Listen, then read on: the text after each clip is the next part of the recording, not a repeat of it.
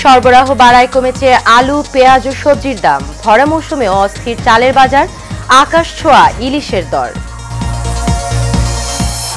বিতর্কিত অভিনেত্রী নিপুণকে সিলেট বিমানবন্দরে ইমিগ্রেশন পুলিশের জিজ্ঞাসাবাদ, বাতিল হল লন্ডন যাত্রা। গ্রেপ্তারের পর উত্তরা পূর্ব থানা থেকে পালালো ওসি শাহ আলম। নেত্রকোনায় এসআই শফিকুলকে কুপিয়ে হত্যা।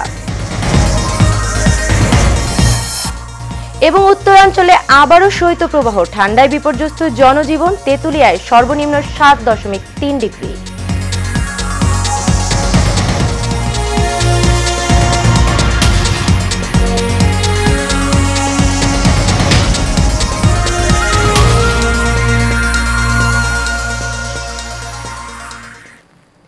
স্বাগত এশিয়ান নিউজে। পুরো সময় জুড়ে আপনাদের সঙ্গে রয়েছে আমি অরণ্য বিনতি ইউনুস। এতক্ষণ শুনছিলেন বিআরবি কেবল ইন্ডাস্ট্রিজ লিমিটেড সংবাদ শিরোনাম। এবার চলে যাব পুরো খবরে। সরবরাহ ভালো থাকায় স্বস্তি ফিরেছে কাঁচা বাজারে, তবে চালের বাজারের অস্থিরতা এখনও কাটেনি। সেঞ্চুরি হাঁকানো আলুর কেজি এখনও 35 টাকা, সিম প্রতি কেজি 30 টাকা, ফুলকপি 25 টাকা, টমেটো 50 টাকা এবং পেঁয়াজ পাওয়া যাচ্ছে 40 টাকা কেজি দরে। মাংসের দাম রদবদল না হলেও মাছের দাম আরেকটু কমলে ভালো হতো, এমন অভিমত ক্রেতাদের। সাবির রহমানের ক্যামেরায় মেহরাব সুমনের রিপোর্ট। দর্শক, রিপোর্টটি বর্তমানে প্রক্রিয়াধীন রয়েছে। আমরা চলে যাচ্ছি পরবর্তী সংবাদে। দর্শক, বাজার পরিস্থিতির আরও খবর জানতে সাভার থেকে আমাদের সাথে সরাসরি যোগ দিচ্ছেন জহিরুল ইসলাম খান লিটন। লিটন, নিত্যপণ্যের দাম বর্তমানে কেমন দেখছেন বাজারে, আমাদের জানাবেন। অরণ্য, আপনি জানেন যে এই মুহূর্তে বাংলাদেশে কিন্তু বইছে কনকনে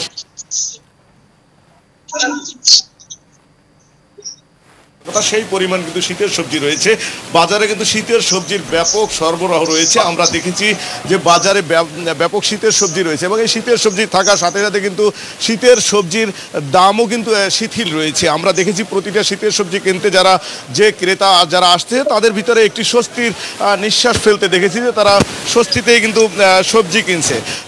সবজি কেনার পরপরেই কিন্তু ক্রেতা যারা রয়েছে তারা কিন্তু যাচ্ছে মাছ বাজারে গিয়ে কিছুটা হোঁচট খেতে হচ্ছে ক্রেতা। প্রতিটি মাছের প্রকার ভেদে কিন্তু মাছগুলো আজকে 10 টাকা কেজি, 10 থেকে 20 টাকা কেজি বেশি দরে বিক্রি হচ্ছে। এর পরপরেই কিন্তু ক্রেতা যারা রয়েছেন তারা আসছেন চালের বাজারে এসে কিন্তু সবচেয়ে বড় ধাক্কাটা খাচ্ছেন। আমরা দেখেছি যে গত 8 থেকে 10 দিনের ব্যবধানে চালের কেজি প্রতি 3 থেকে 5 টাকা কেজি প্রতি বেড়েছে প্রতিটি চালের দামই। আমরা একজন চাল বিক্রেতার সাথে কথা বলছি। আজকের বাজারে চালের কথা যদি বলি তাহলে আজকে কিন্তু মিনিকেট চাল বিক্রি হচ্ছে 78 টাকা কেজি দরে এবং নাজির চাল বিক্রি হচ্ছে 85 টাকা কেজি দরে। মোটা চাল যেটি রয়েছে স্বর্ণা 5 নামক যে চালটি রয়েছে সেই চালটি দাম কিন্তু একটু কমেছে, যেহেতু এখন ভর মৌসুম, সেই মৌসুমে চাল ওঠার কারণে কিন্তু এই চালটার দাম কমেছে, 60 টাকা থেকে কমে 56 টাকা কেজি হয়েছে। তা আমরা একটু একজন বিক্রেতার সাথে কথা বলতে চাচ্ছি। ভাই, এখন তো ভর মৌসুম চলছে, চালের মৌসুম, তারপরও চালের দাম এত বাড়তি থাকার কারণ হিসাবে কি মনে করেন? আসলে পুরানো চাল সিজন আগামী এখন মোটার সিজন, ওই স্বর্ণা 5 এইগুলা হালকা একটু নতুন চালের দাম একটু কমছে, কেজিতে 2 টাকা 3 টাকা। আর যেটি পুরানো, আসলে মেলালারা বলতেছে যে পুরানো ধান পাওয়া যাচ্ছে না, মানে আবার নতুন দানা 29 ধানটা আস্তে আস্তে মিনিকেট আস্তে কমসে কম 3 হইতে 4 মাস বাকি, মানে এই জন্য ক্রাইসিস দেখাইতেছে মেলালারা। যেমনটি শুনছেন, যারা বলছেন যে মেলারা যারা রয়েছেন তারা দাম বাড়িয়ে দিয়েছেন, এই জন্য দাম বাড়তি রয়েছে। পাশাপাশি আজকে কিন্তু রসুনের দামও কিন্তু বাড়তি রয়েছে। 240 টাকা রসুন যেটি ছিল সেটি কিন্তু 250 টাকা কেজি দরে বিক্রি হচ্ছে এবং বাড়তি রয়েছে ব্রয়লার মুরগির দাম। যে ব্রয়লার মুরগি গত সপ্তাহে ছিল 190 টাকা, সেটি কিন্তু আজকে বিক্রি হচ্ছে 210 টাকা। সোনালী মুরগিও যেটা ছিল 280 টাকা, সেটা বিক্রি হচ্ছে আজকে 330 টাকা। এভাবেই কিন্তু নিত্য প্রয়োজনীয় দ্রব্যের দাম কিন্তু সবজির দাম শিথিল হওয়ার পরেও কিন্তু নিত্য প্রয়োজনীয় দ্রব্যের দাম কিন্তু বেড়েই চলেছে। তো এই ছিল আমার কাছে সাভারের নিত্য প্রয়োজনীয় বাজার থেকে এখনকার মতো সর্বশেষ তথ্য। লিটন, ধন্যবাদ আপনাকে। দর্শক, চলে যাচ্ছি পরবর্তী সংবাদে। এতক্ষণ যুক্ত ছিলাম সহকর্মী লিটনের সঙ্গে সাভার থেকে দ্রব্যমূল্যের পণ্যগুলোর মূল্য জানার ব্যাপারে আগ্রহী যারা ছিলেন দর্শক, সে সম্পর্কে আমরা জানতে যুক্ত ছিলাম লিটনের সঙ্গে। চলে যাব পরবর্তী সংবাদে। ঢাকায় চলচ্চিত্রের আলোচিত চিত্রনায়িকা ও বাংলাদেশ চলচ্চিত্র শিল্পী সমিতির সাবেক সাধারণ সম্পাদক নাসরিন আক্তার নিপুণকে জিজ্ঞাসাবাদ করেছে ইমিগ্রেশন পুলিশ। সকালে সিলেট ওসমানী আন্তর্জাতিক বিমানবন্দর দিয়ে লন্ডন যাচ্ছিলেন পুলিশ।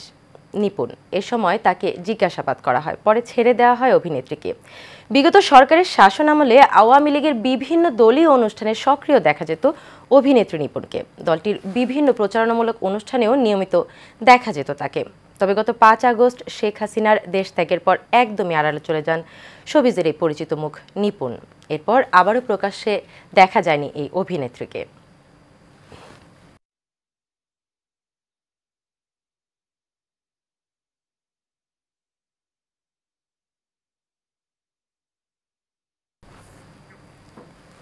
রাজধানীর উত্তরা পূর্ব থানা থেকে পালিয়ে গেছেন গ্রেপ্তার হওয়া একই থানার সাবেক অফিসার ইনচার্জ শাহ আলম। এ ঘটনায় কর্তব্যরত উত্তরা পূর্ব থানার এএসআইকে তাৎক্ষণিকভাবে সাসপেন্ড করা হয়েছে। বৃহস্পতিবার রাতে উত্তরা পূর্ব থানার ডিউটি অফিসার উপপরিদর্শক আব্দুল করিম জানান, একজন পুলিশ কর্মকর্তা থানা থেকে পালিয়ে গেছেন। গত 5 আগস্ট বৈষম্য বিরোধী ছাত্র আন্দোলনের ঘটনায় হত্যাসহ একাধিক মামলার আসামি ছিলেন শাহ আলম। গত 1 আগস্ট উত্তরা পূর্ব থানার যোগদান করেছিলেন তিনি। 5 আগস্টের পর একটি মামলায় উত্তরা পূর্ব থানা পুলিশের হাতে গ্রেফতার হন তিনি। এরপর বৃহস্পতিবার দুপুরে তাকে আদালতে সোপর্দ করার প্রক্রিয়া চলছিল। এরই মধ্যে তিনি কৌশলে পালিয়ে যান।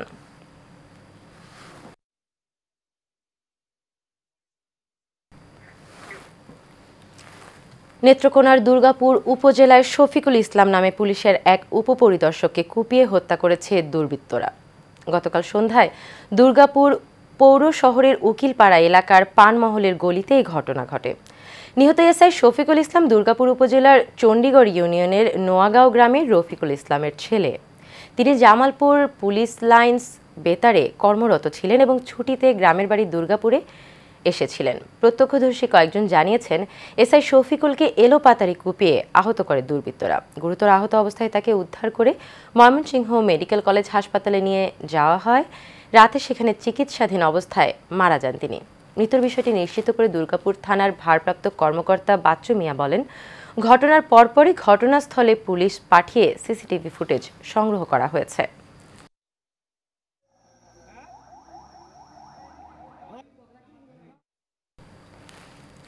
কক্সবাজার সমুদ্র সৈকতের সিগাল পয়েন্টে খুলনা সিটি কর্পোরেশন 4 নং ওয়ার্ডের সাবেক কাউন্সিলর গোলাম রব্বানীকে গুলি করে হত্যা করে দুর্বৃত্তরা। গেল রাত 8:30টার দিকে এই ঘটনা ঘটে। নিহতের প্যান্টের পকেট থেকে উদ্ধার হওয়া জাতীয় পরিচয়পত্রের তথ্য মতে তার নাম গোলাম রব্বানী। তিনি খুলনার দৌলতপুরের দেয়ানা উত্তরপাড়ার বাসিন্দা গোলাম আকবরের ছেলে। পরে তাকে উদ্ধার করে হাসপাতালে নিয়ে আসা অটোরিকশার চালক আব্দুস সালাম বাবু জানান, 8:30টার দিকে সমুদ্র সৈকতের সিগাল পয়েন্টে এক ব্যক্তিকে হঠাৎ গুলি করে দুর্বৃত্তরা পালিয়ে যায়। ওই সময় তার চিৎকার শুনে এগিয়ে যান তিনি। পরে রক্তাক্ত অবস্থায় তাকে উদ্ধার করে হাসপাতালে নিয়ে গেলে কর্তব্যরত চিকিৎসক তাকে মৃত বলে ঘোষণা করেন।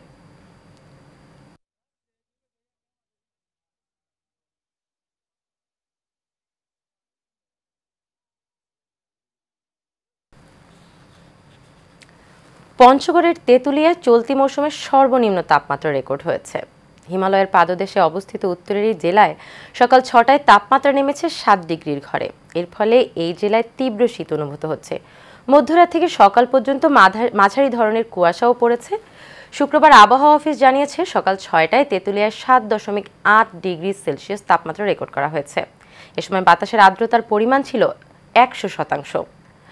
গতকাল সকাল 9টায় তেঁতুলিয়ায় 9.5 ডিগ্রি সেলসিয়াস রেকর্ড করা হয়েছিল। এছাড়াও গত কয়েকদিন ধরে সকাল এবং সন্ধ্যায় কুয়াশা না থাকায় হিমেল হাওয়ায় কনকনে ঠান্ডা অব্যাহত রয়েছে। সামনের দিকে তাপমাত্রা আরও কমার সম্ভাবনা রয়েছে।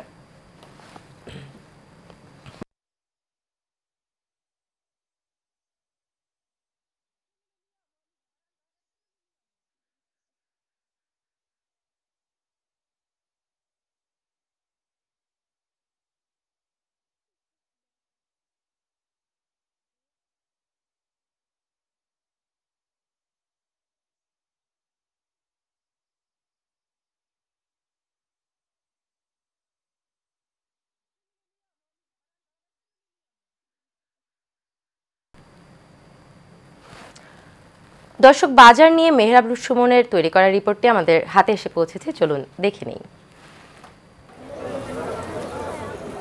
ভরা মৌসুমে সবজির সরবরাহ ভালো থাকায় দাম কমেছে রাজধানীর বাজারগুলোতে। মূলার কেজি 15 টাকা, সিম 30 টাকা, ফুলকপি 25, আলু 35, বাঁধাকপি প্রতি পিস 15 থেকে 20 টাকা এবং পালং শাক প্রতি আটি 5 টাকা।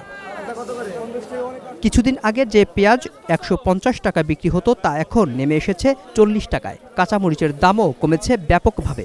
রাজধানীর কারওয়ান বাজারে 1 কেজি মরিচ কিনতে ক্রেতাকে খরচ করতে হচ্ছে মাত্র 60 টাকা। সিম ভাই 30 টাকা কেজি, বেগুনের একটা ভালোটা বেগুন বেশি 50-60, আলুর কেজি 3 কেজি 100, 2 কেজি 70, আলু আজকে একটু 5 টাকা কেজি বাড়তি, কালকে 30 টাকা কেজি বেচছি। আজকের বাজার আলহামদুলিল্লাহ খুবই নিয়ন্ত্রণে আছে, যেটা আমরা আগে পাইনি।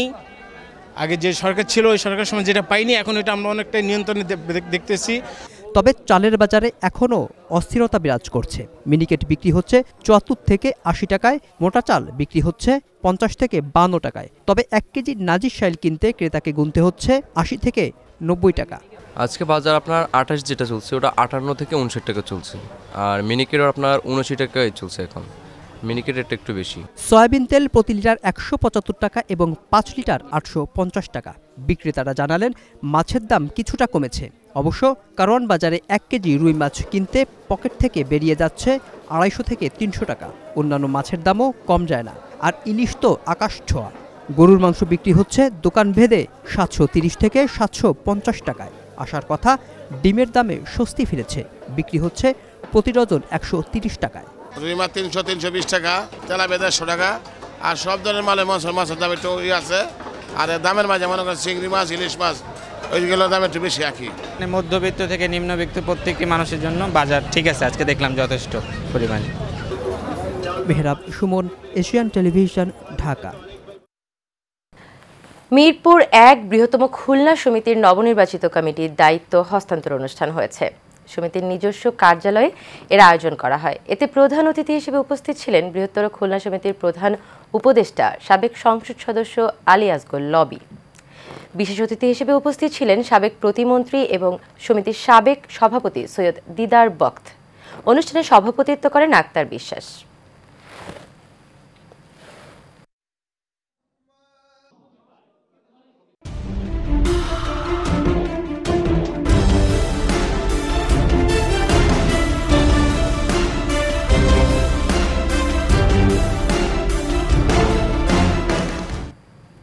এ পর্যায়ে থাকছে সারা বাংলার সংবাদ। সিরাজগঞ্জের রায়গঞ্জে করতোয়া উচ্চ বিদ্যালয়ের শ্রেণীকক্ষ সংকটে ব্যাহত হচ্ছে পাঠদান। স্কুল প্রতিষ্ঠার 22 বছর পার হলেও এখনো লাগেনি উন্নয়নের ছোঁয়া। জরাজীর্ণ টিন শেড ঘরে ঝুঁকি নিয়ে চলছে শ্রেণী কার্যক্রম। তাই নতুন একাডেমিক ভবন নির্মাণের দাবি ছাত্রছাত্রী ও শিক্ষকদের। মোহাম্মদ শামীম উদ্দিন খানের তথ্য ও চিত্রে বিস্তারিত জানাচ্ছেন আরব ইসলাম হিমু। সিরাজগঞ্জের রায়গঞ্জে 2002 সালে আদিবাসী অধ্যুষিত প্রত্যন্ত গ্রাম অঞ্চলে প্রতিষ্ঠিত হয় করতোয়া উচ্চ বিদ্যালয়। স্কুল প্রতিষ্ঠার 22 বছর পার হলেও এখনো লাগেনি উন্নয়নের ছোঁয়া। প্রতিষ্ঠানটিতে ছাত্রছাত্রীর সংখ্যা 5 শতাধিক, অথচ ছাত্রছাত্রীদের তুলনায় শ্রেণীকক্ষের পরিমাণ অপ্রতুল। নানা প্রতিকূলতার মধ্যেও প্রতি বছর এসএসসি পরীক্ষায় ভালো ফলাফল করছে প্রতিষ্ঠানটি। তাই আধুনিক ও মানসম্মত শিক্ষা প্রদানের জন্য সরকারের কাছে একাডেমিক ভবনের দাবি জানিয়েছেন শিক্ষার্থী ও শিক্ষকরা। আমাদের স্কুলে ভবন না থাকায় আমাদের ক্লাস করতে অসুবিধা হয়। আমাদের স্কুলের লাইব্রেরি নেই, তারপরে আমাদের স্কুলে ওয়াশরুমের কমন রুম, ওয়াশরুমের এগুলো আমাদের সমস্যা। ক্লাসরুম অভাবের কারণে আমাদের শিক্ষকরা আমাদের ঠিকমতো ক্লাস নিতে পারে না এবং আমরাও ক্লাস করতে অনেক অসুবিধা হয়। একাডেমিক বিল্ডিং যেটা দরকার সেটা এখানে না থাকার জন্য, এখানে বিজ্ঞানাগার না থাকার জন্য এখানে শিক্ষা কার্যক্রম ব্যাহত হচ্ছে। নেই বলতে কিছুই নেই বলা চলে। এই সমস্ত ঘর দুয়ারে চলে, যেখানে চোর চোটকার আড্ডা, যেখানে গাঁজাখোরদের আড্ডা। তাই আমাদের এই প্রতিষ্ঠানে জরুরি ভিত্তিতে একটা বিল্ডিংয়ের বাউন্ডারি ওয়াল এবং একটা বিল্ডিংয়ের আশু প্রয়োজন। রায়গঞ্জ উপজেলায় 8টি শিক্ষা প্রতিষ্ঠানের একাডেমিক ভবন নির্মাণের জন্য প্রস্তাবনা পাঠানো হয়েছে বলে জানান উপজেলা মাধ্যমিক শিক্ষা কর্মকর্তা। বর্তমান সরকারের কাছে বলবো অনতি বিলম্বে এই স্কুলের একটি একাডেমিক ভবন, একটি শহীদ মিনার খুবই প্রয়োজন। শিক্ষা প্রকৌশল অধিদপ্তরের যে মিটিং হয়েছে সেখানে নতুন শিক্ষা ভবন নির্মাণের জন্য একটা প্রস্তাবনা গেছে। 8টি শিক্ষা প্রতিষ্ঠান তালিকাভুক্ত হয়েছে। 24-25 অর্থবছরই আপনার কার্যক্রম শুরু হবে বলে আমি আশা করতেছি। দ্রুত একাডেমিক ভবন নির্মাণে প্রয়োজনীয় ব্যবস্থা গ্রহণ করবে কর্তৃপক্ষ, এমনটাই প্রত্যাশা রায়গঞ্জবাসীর। আরবি ইসলাম হিমু, এশিয়ান টেলিভিশন।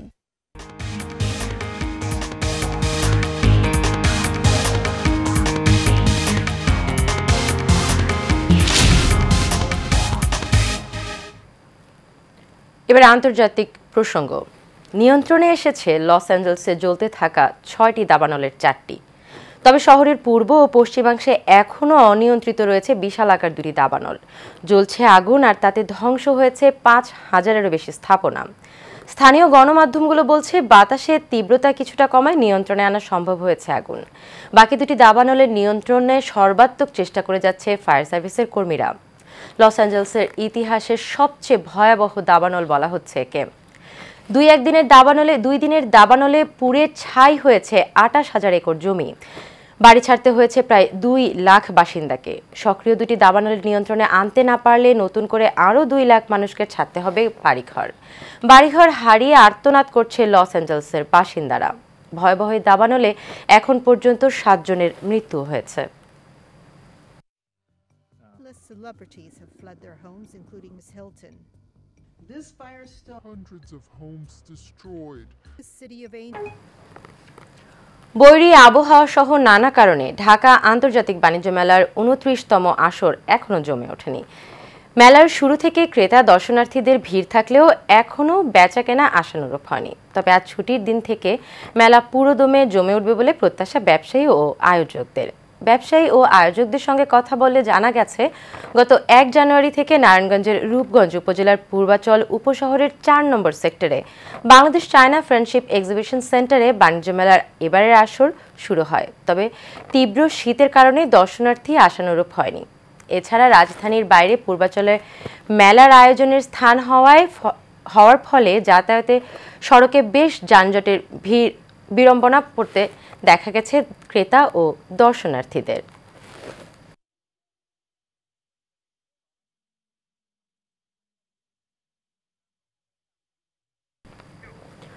দর্শক, বাণিজ্য মেলার আরো খবর জানতে আমাদের সাথে সরাসরি যোগ দিচ্ছেন সহকর্মী শহীদুল্লাহ গাজী।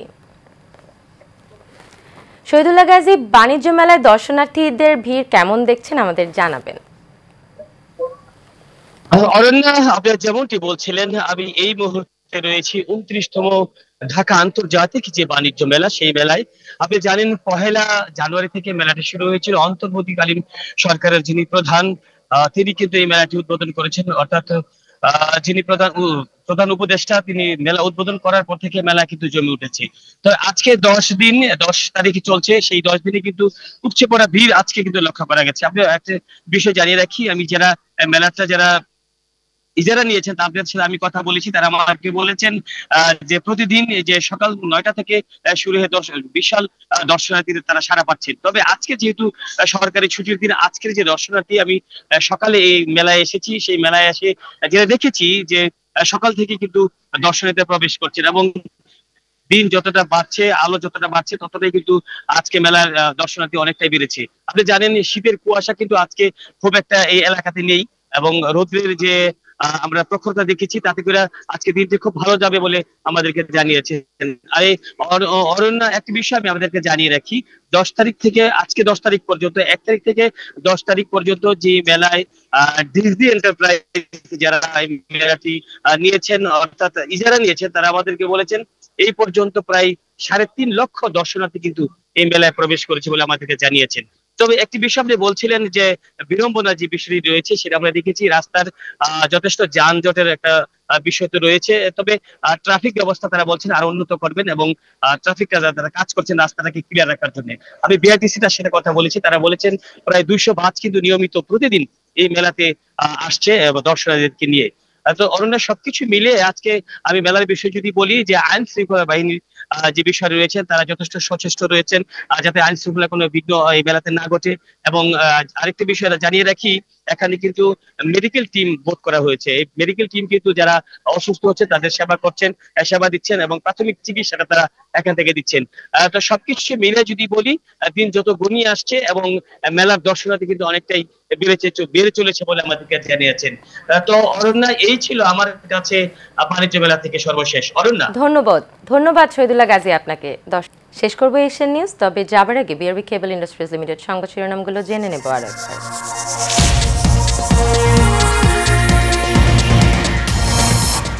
সরবরাহ বাড়ায় কমেছে আলু, পেঁয়াজ ও সবজির দাম। ভরা মৌসুমেও অস্থির চালের বাজার, আকাশ ছোঁয়া ইলিশের দর। বিতর্কিত অভিনেত্রী নিপুণকে সিলেট বিমানবন্দরে ইমিগ্রেশন পুলিশের জিজ্ঞাসাবাদ, বাতিল হলো লন্ডন যাত্রা। গ্রেপ্তারের পর উত্তরা পূর্ব থানা থেকে পালালো ওসি শাহ আলম। নেত্রকোনায় এসআই শফিকুলকে কুপিয়ে হত্যা।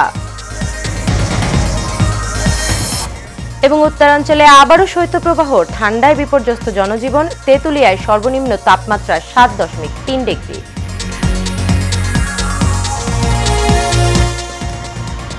এশিয়ান নিউজ এ পর্যন্তই। পরবর্তী সংবাদ দেখার আমন্ত্রণ রইল।